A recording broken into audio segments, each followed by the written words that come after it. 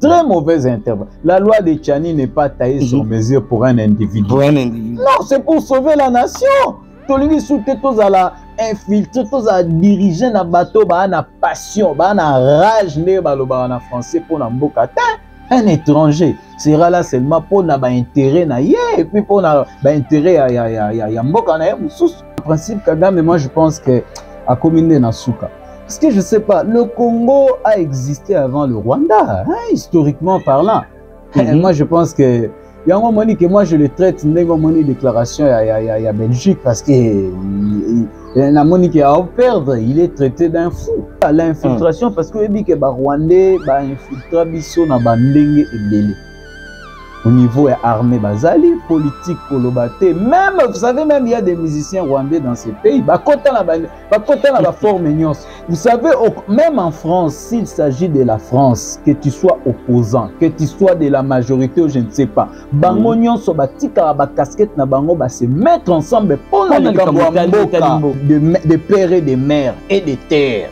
D'ailleurs, écoute, je salue en passant mon vieux Adolphe Dominguez, titre album, mais écoute ça, des pères, de mer et de terre et de l'air aussi, en tout cas, pourquoi pas. Moi, je vais soutenir loi, voilà. C'est pas une discrimination. Alors, si Katoumbe n'existait pas au Congo, donc, déjà, il y a des pères et des mers. Même les petits peuples, comment la loi, article tel, alinéa tel. En tout cas, ils sont sous jeté. Ils sont ignorants.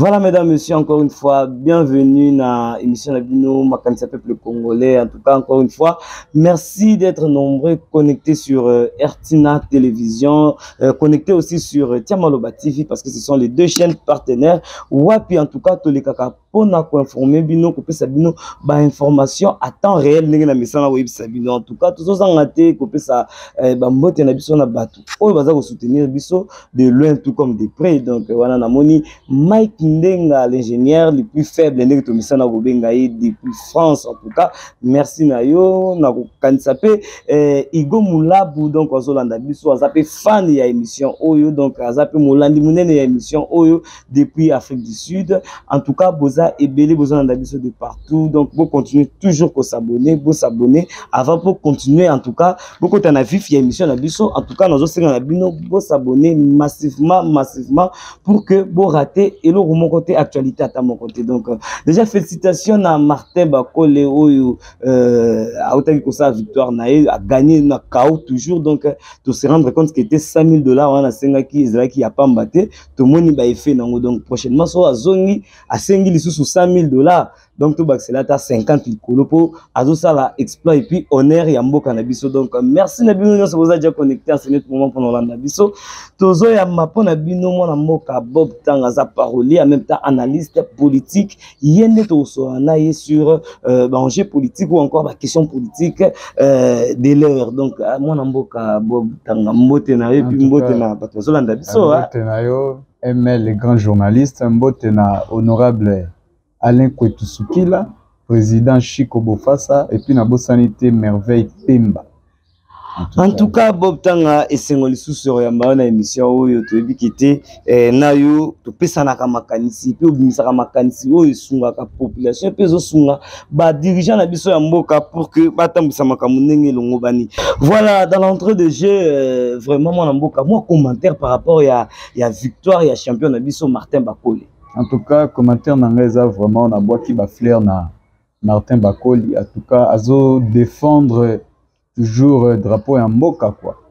Et puis ce total ba image wana yel sapna que moi na mboka za na force moko ya osakanate parce que adversaire azo ki KO moko ya système en tout cas. Je crois la troisième round. Ouais, troisième round déjà na s'inspirer qui na Mike Tyson.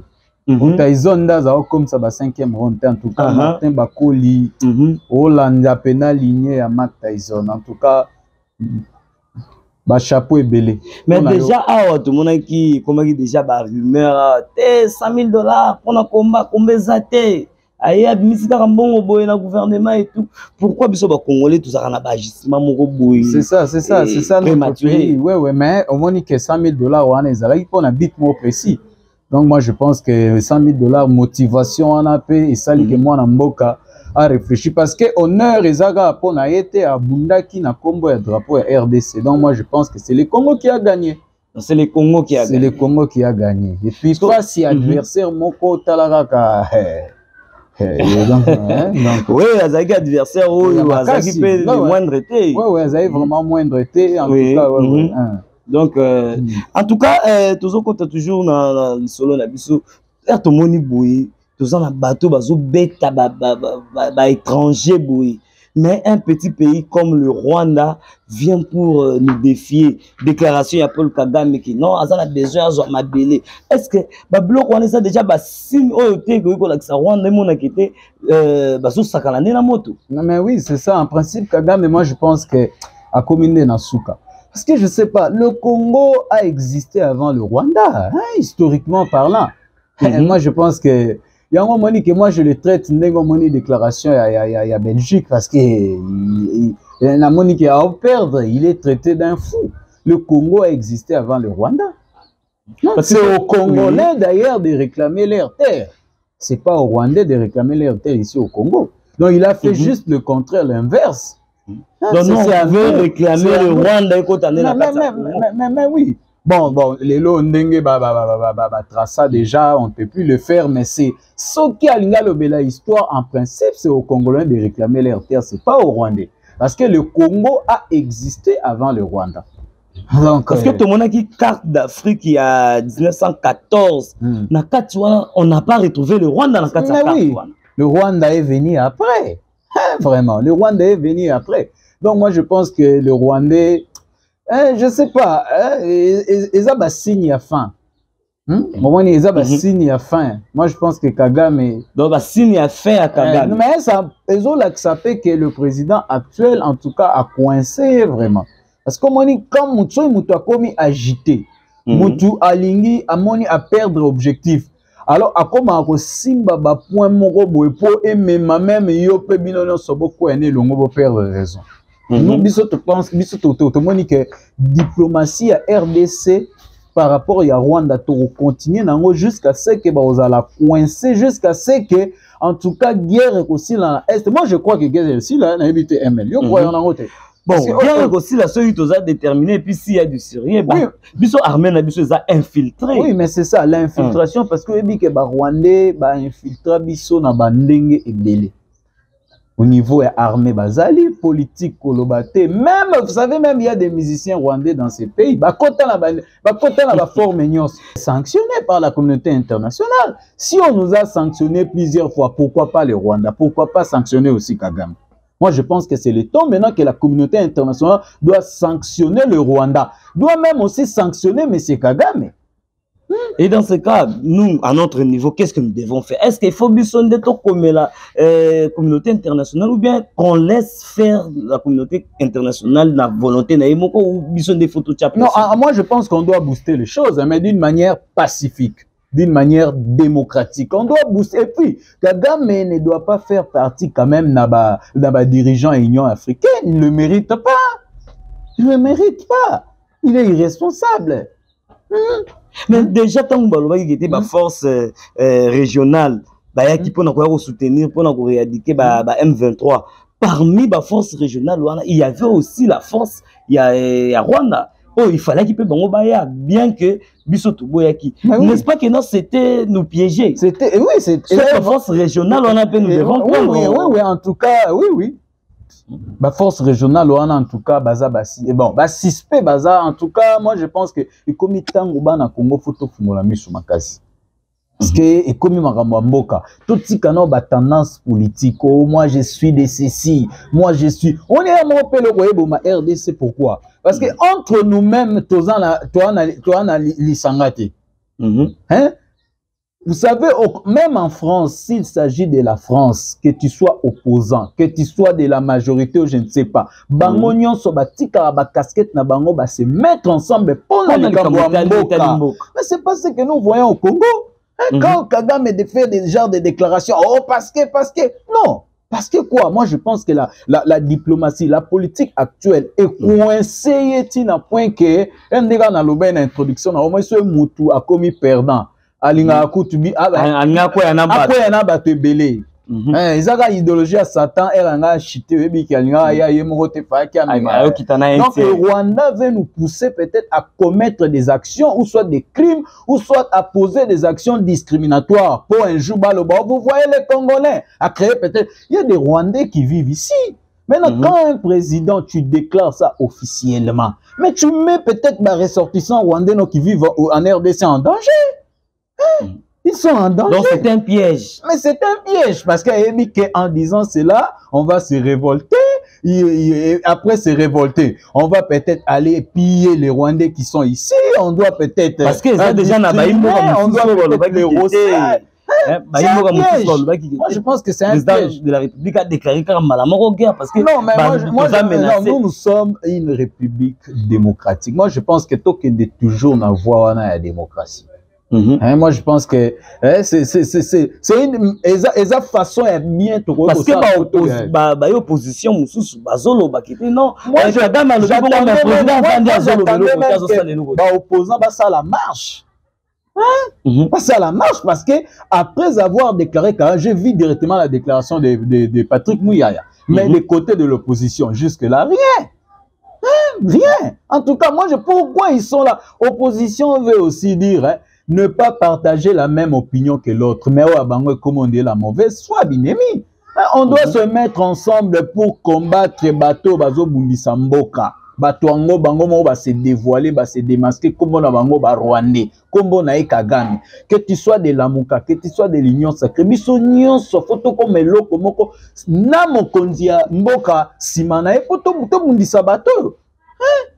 Vous pensez que cet échec-là, ils ont que les gars n'ont union sacrée, même l'opposition aussi, ils ont le droit de au finga papa na auto maman na yoza mwana ya mboka, yoza mwana ya famille wana. Même si boza harmonie te yona grand frère na yo, mais yo moni que aboua quel grand frère non mais je parie que yo peut jouer parce que nenge a défié on a défié tous les Congolais.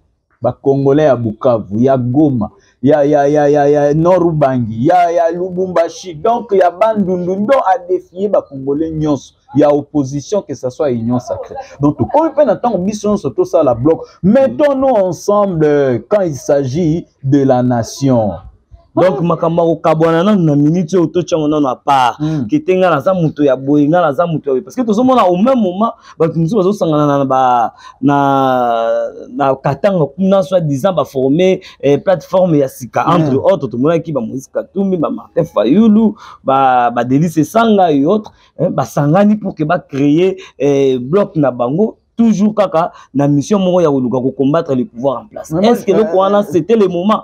Masolo ya kwanga tikela bateke ya immobilier tikela Imo Congo hôpital ya PDG expert docteur en immobilier Leinza Umayala. Pokuna mapangu nyonso za ya koteka sans exception. Esengeli boyebake pona ba problème na bino nyonso etali vente, achat, paie location, équipe ya ba professionnel ya Imo Congo hôpital ba traitaka yango dada avec impact na idéologie. Botu na nganini ba service eza yele na Imo Congo hôpital lokola vente, achat, location, paie likambo tali déménagement na bino bomi tungisa kutu te po ba bis permanent etandami wana kaka pona ko servir ba client na bango. Bonjour, les angai président ya Imo Congo hôpital.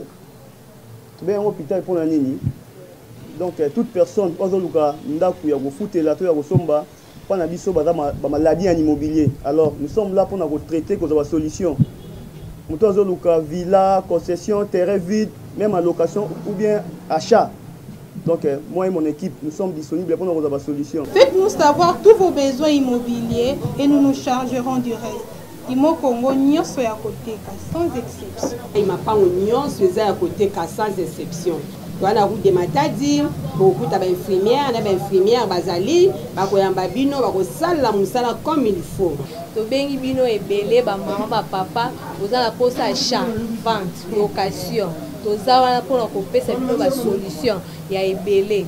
Maman kozala jouer des cités toza awa biso moko okoti ozu lobiko na yo. Et ma pangu nyo seza ya koteka sans exception. Biso na Imo Congo hôpital, ma pangu nyo seza ya koteka sans exception na bino. Ya solo bondi melanga masolo ya immobilier botikela yango Imo Congo hôpital. Pokuna mapangu nyonso eza ya koteka sans exception. Kodutete na ya bino peza ya koteka. Une nuit douce et apaisée à Kinshasa ou à Matadi, veuillez contacter Flat Hotel Cité Moderne, Yokason à Kinshasa. Pour vos séjours agréables, des chambres luxe qui répondent à vos besoins. Des chambres bien climatisées, toilettes infectées à tout le temps. À Kinshasa, nous sommes situés sur l'avenue Lufungula, numéro 2, référence route Matadi, arrêt Les Bambino. À Matadi, veuillez contacter Bel Air situé sur l'avenue de l'hôpital numéro 21, rond-point Londé. Pour vos réservations à distance, appelez le plus 243 85 32 12 26 82 18 64 706. Flat Hotel Cité Moderne, Bel Air, Liakomela, à la congolisation. Flat Hotel Cité Moderne Yokason, Air Hotel. Pour tous vos déplacements, Flat Hotel Cité Moderne Yokason, Bel Air Hotel. Et à votre disposition une voiture et une connexion permanente Wi-Fi gratuite. Flat Hotel Cité Moderne Yokason, Bel Air Hotel. Vous souhaite le bienvenu en République démocratique du Congo. C'est pas le moment parce que moi je pense que plateforme n'a pas intérêt n'a pas privé. Là-bas, que cette fois-ci peuple a commis tellement vigilant. Tous on a vécu en RDC. Soit aux ici RDC 10 ans passés, na RDC le 2023. Vous voyez même le sujet phare na ba coin. Naba radio comme il y a politique, tu savais que Alaï n'est pas politique. Même les petits peuples, comme on y la loi article tel alinéa tel. En tout cas, ils sont sous j'étais. Sous ignorante. Plateforme, moi je pense qu'ils ont leur propre intérêt. Nous cherchons des gens qui défendent la nation. Ils intérêt à écolo. Et non patriotes. Nous voulons des patriotes. Nous ne voulons pas des patriotes en RDC. Voilà, moi, Mboka, Bob Tanga, analyste politique, en même temps parolier. Lecture nous sala na rumeur mais na ba oyo bazolo bakité le fait il y a moi Mboka Jean-Pierre Bemba na Vitel Kamerhe ba koti na kati ya gouvernement oyo ya Sama Lukonde Sama 2 et ça lokola eloko ekitisi bango et réduire bango vu niveau na bango vu statut na bango. Lecture nous ça par rapport à Badi. En tout cas, c'est ce qui tue la RDC. Moi, je pense qu'il faut politique et ça les par rapport à l'institution que par rapport à individuel. Martin honorable Jean-Pierre Bembana, excellence Vitel Kamerhe, ils ont leur structure. Moi, je pense que c'est le temps maintenant que tout le casquette nabiso. Quand il s'agit de la nécessité. Muto aza patriote, muto aza na vision atala na o casquette na été, atika la casquette na ye. Oui que s'occupe na ye sous pas atala la casquette na ye, moi je pense qu'anga ya obik c'est coloté.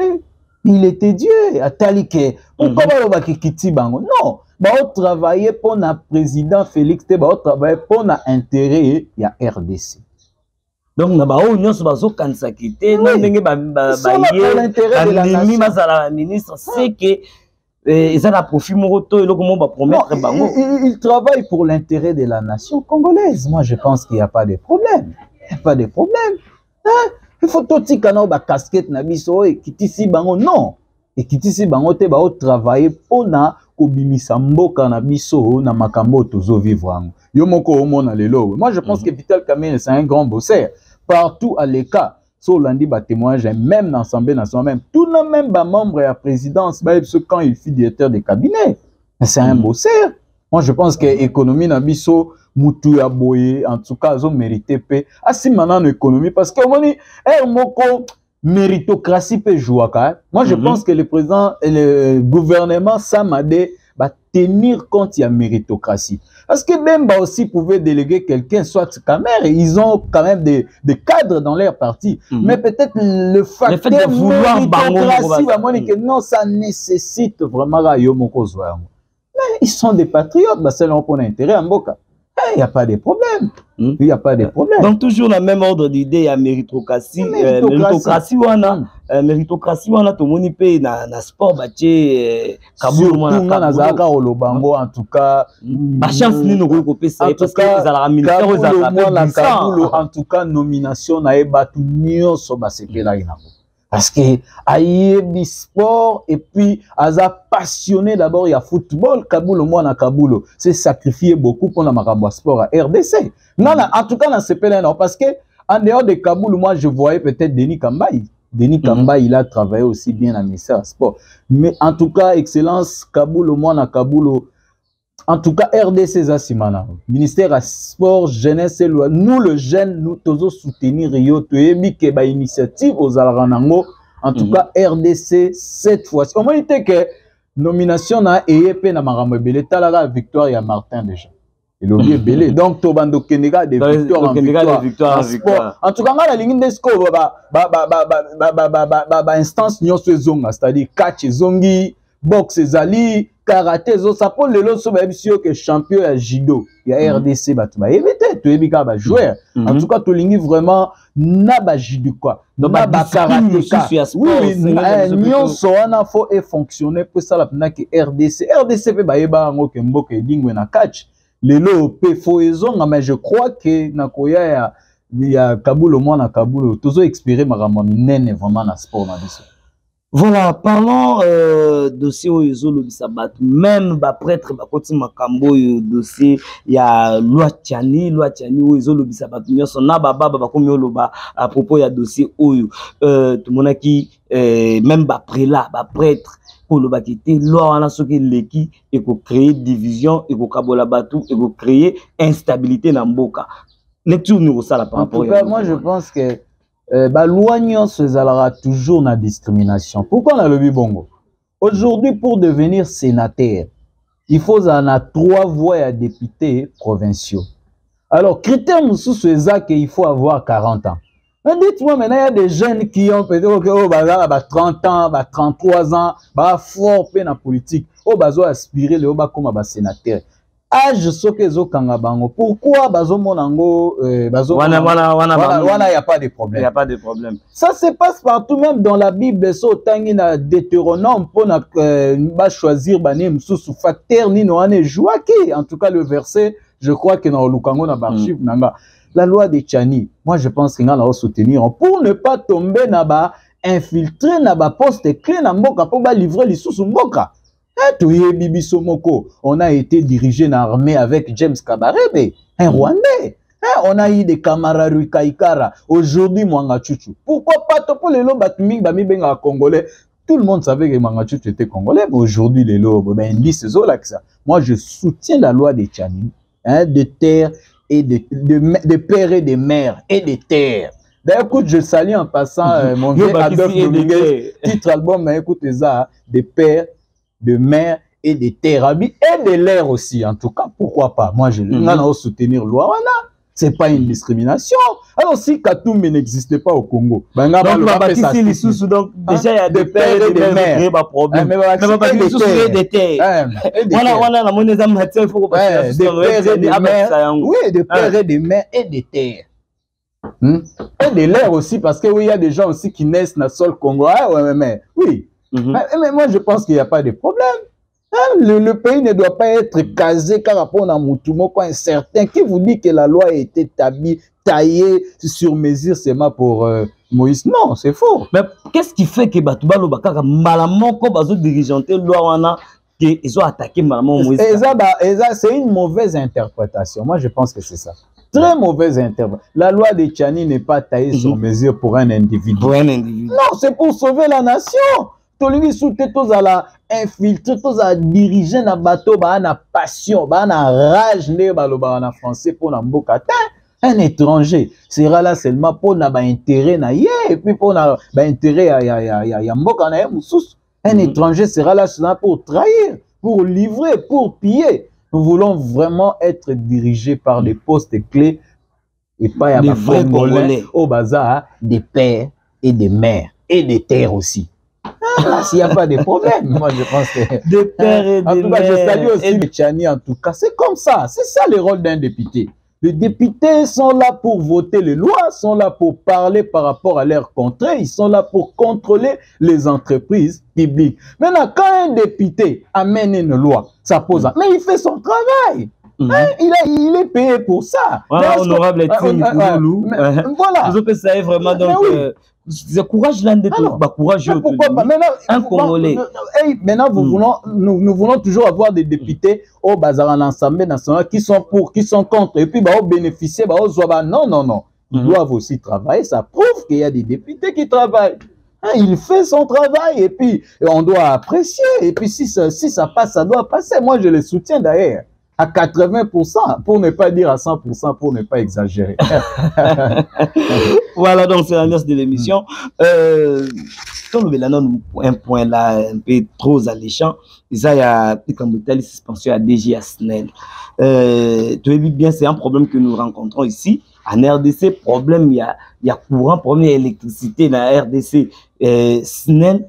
Mais selon rapport, il y a IGF, elle a le but qui était, mon qui était détournement et tout là aux alatés en matière de Makambouitali SNEL. Mais suspension, on a, c'est dû à quoi?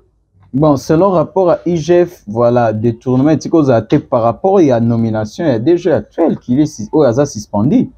Si c'est ça, bon, moi je pense que les dossiers en cours, il est suspendu pour un délai. Et je crois que les dossiers en cours, sauf Monique Azane,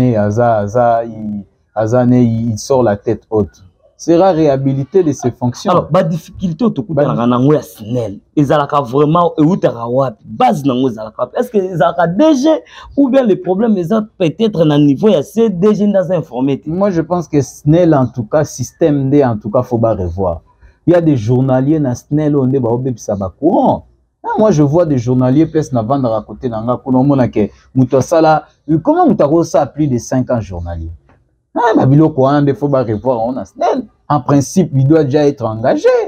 Donc, ils ont un journalier au Basala déjà plus de 5 ans.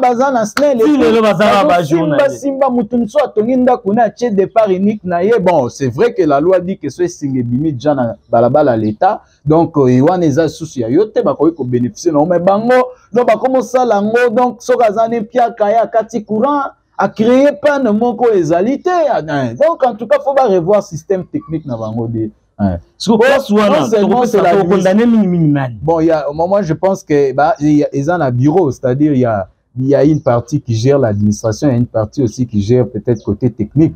Technique dans l'administration, il ne faut pas revoir en gros. IGF a lobby que non, détournement égalité, ouais, peut-être sur le plan administration, mais sur le plan technique, il y a beaucoup d'anomalies. Ils sont moto tambola courant aux à la terre. Parce que courant aux à la terre, donc on a câble de partout, donc c'est le problème technique. C'est vrai que c'est le problème technique. Le dossier au Mwanamboka et les airs Tambabimsagi n'a parlé, mais on l'a quitté. Et ça constat, et ça lui m'a presque chaque fois. À chaque fois, s'il y a un grand match aux populations, vendé à Zozela. Courant jour wana courant bakokata kubanda tongo ti bazela match comme vers la fin débalancé. Mais oui, c'est ça. Et puis au moins il hôtel de ville bandai maramba obuka babiloko na balabala. Il y a des immeubles au batonga na bakuru bakabi net to veka ki kawana na côté à Cité Verte. Immeuble mon entend comme courant singa bebaki.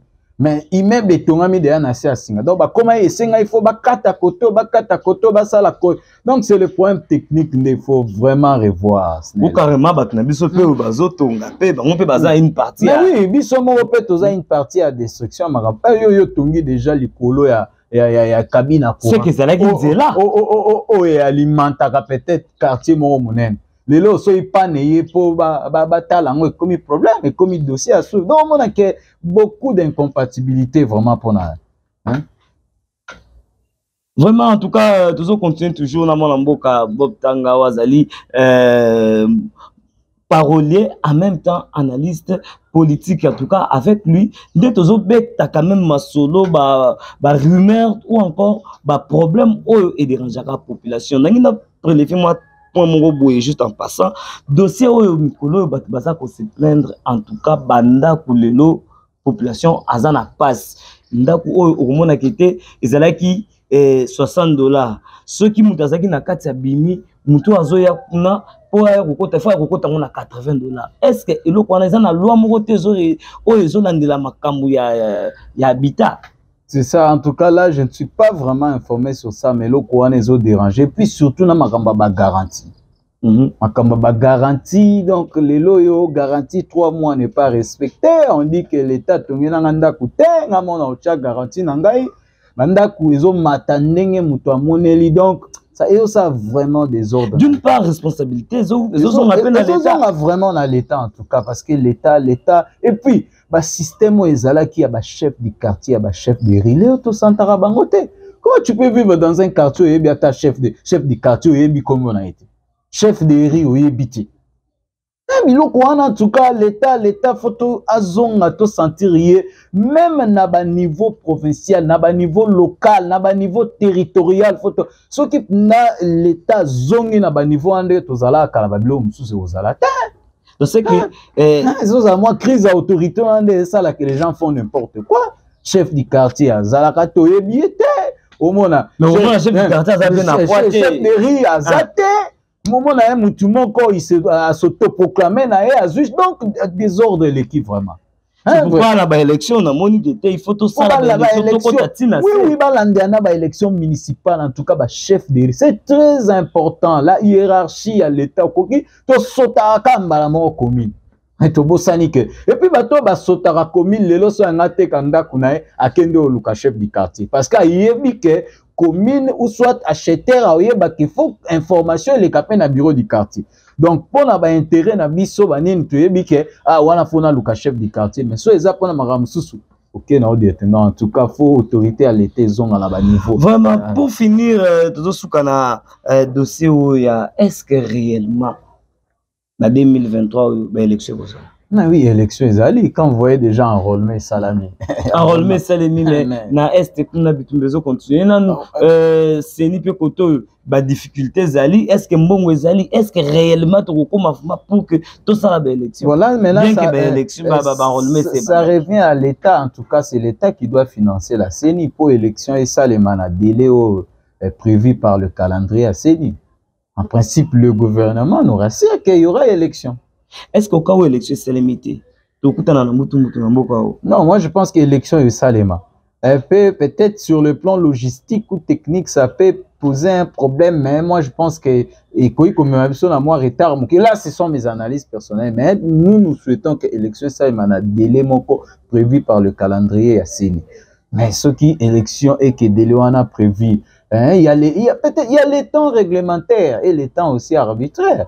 Un peu de tolérance quand même parce que na ebika keza batwa opposant na mission de basala créer anomalie on a plus question de dialogue de dialogue en dialogue de conférence en conférence on n'a plus besoin de ça élection ça les man à délai déterminé tout voter mon conduit to voter to voter ba député to voter comme ça mboka tamba madame. Parce que les gens qui disent qu'il n'y aura pas élection parce que peut-être ils veulent que tout un dialogue, une coalition, une transition pour non. En tout cas, tout la continuité. On n'a plus besoin de dialogue, de conférences. Donc, on va dans le dialogue en tout cas. Donc, mais ils seront parce qu'ils ont sacré. Vous intégrer dans l'union sacrée. Tu peux aussi être opposant mon côté dans l'union sacrée. Pourquoi? Pour l'intérêt de la nation. Pour l'intérêt de la nation. Il faut tout ça. Nous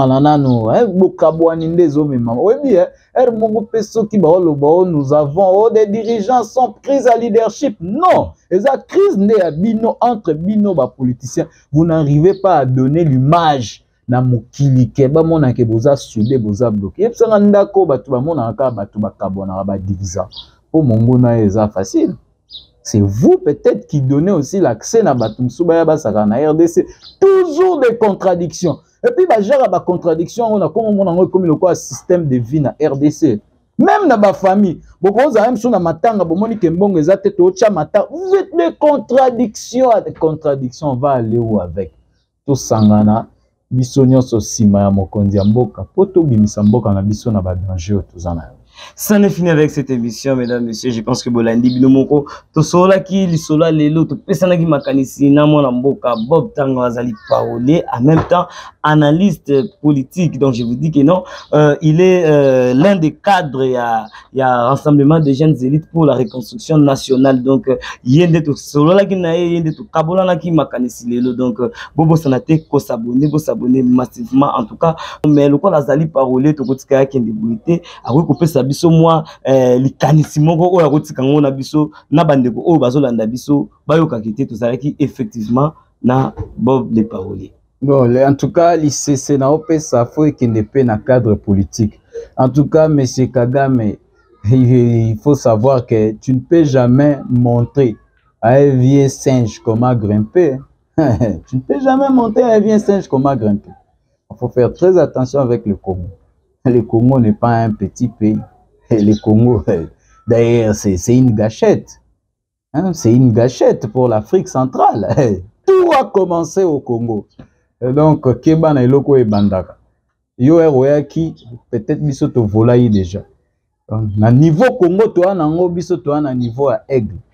Et yo peut-être que ya nos ana honnête ligoro dedans pour atteindre niveau na biso en tout cas. Il te faut encore et puis au comité Anasuka, moi je pense que voilà, ça n'est fini. Donc vous vous sentez qu'on s'abonne, vous s'abonnez massivement. Donc jusque là, portez-vous bien. Le rendez-vous au prochain numéro. Ciao.